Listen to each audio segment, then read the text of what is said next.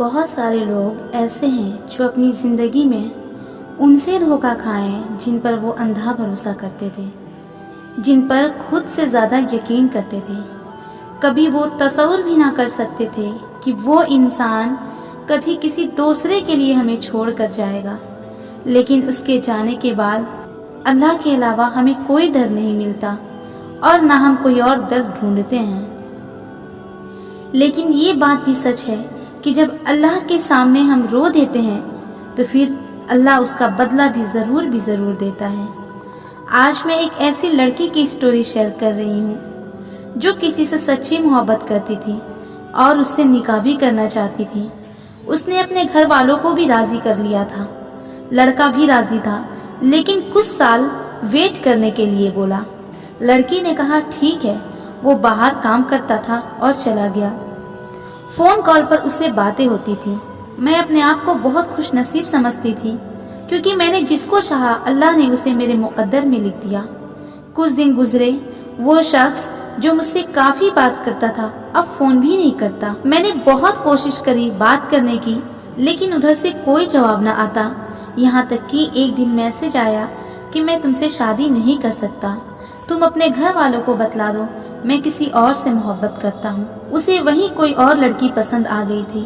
میرے کانوں میں جب اس کی یہ بات سنائی دی تو مانو کہ میں ایک زندہ لاش ہو چکی تھی۔ میرے گھر والوں کو پتا چلا، انہوں نے مجھے بہت سمجھایا، بہت تسلی دی، لیکن مجھے کچھ سمجھ نہیں آ رہا تھا۔ میں رو رو کر پاگل ہو رہی تھی۔ اس کے اتنے سارے وعدے، اتنی ساری باتیں، آخر وہ کیسے بدل گیا؟ میں اپنے آپ کو تسلی دیتی اور سمجھاتی، پر میرا دل سمجھنے کو تیار ہی نہیں ہوتا۔ میں رات بھر جگی رہتی اور سو نہیں پاتی۔ ایک دن میں رات کو اٹھی اور جانماز اٹھایا، 2 رکعت تہجد کی نماز پڑھی اور اللہ کے سامنے رونے لگی اور بہت زیادہ روئی۔ مجھے اس رات اتنا سکون ملا کہ اس سے پہلے کبھی مجھے اتنا سکون نہ ملا تھا۔ میں ہر روز رات کو اکیلی اٹھتی اور 2 رکعت نماز پڑھتی اور اللہ کے سامنے بس رو دیتی۔ دھیرے دھیرے وقت گزرنے لگا۔ میرے ابو نے میرا کوئی اور رشتہ ڈھونڈا اور شادی طے کر دی، اور دیکھتے ہی دیکھتے ڈیٹ بھی فکس ہو گئی۔ اب میں ہر روز اللہ سے دعا کرتی کہ اللہ میری آنے والی زندگی کو پرسکون بنائے۔ میں شادی کی تیاریوں میں بیزی ہو چکی تھی اور شادی کی تیاری کر رہی تھی کہ ایک دن تھک گئی اور سونے کے لیے جا رہی تھی تو میرے فون پر گھنٹی بجی۔ دیکھا تو اسکرین پر وہی نمبر تھا جس نے نہ جانے مجھ سے کتنے وعدے اور محبت کے کتنے دعوے کیے تھے۔ میں نے فون نہیں اٹھایا، پھر گھنٹی بجی تو میں نے فون اٹھا لیا۔ ادھر سے آواز آئی، کیسی ہو؟ میں نے بولا کس لیے فون کیا؟ ادھر سے جواب آیا، تمہارے دل دکھانے کا صلہ مل گیا ہے۔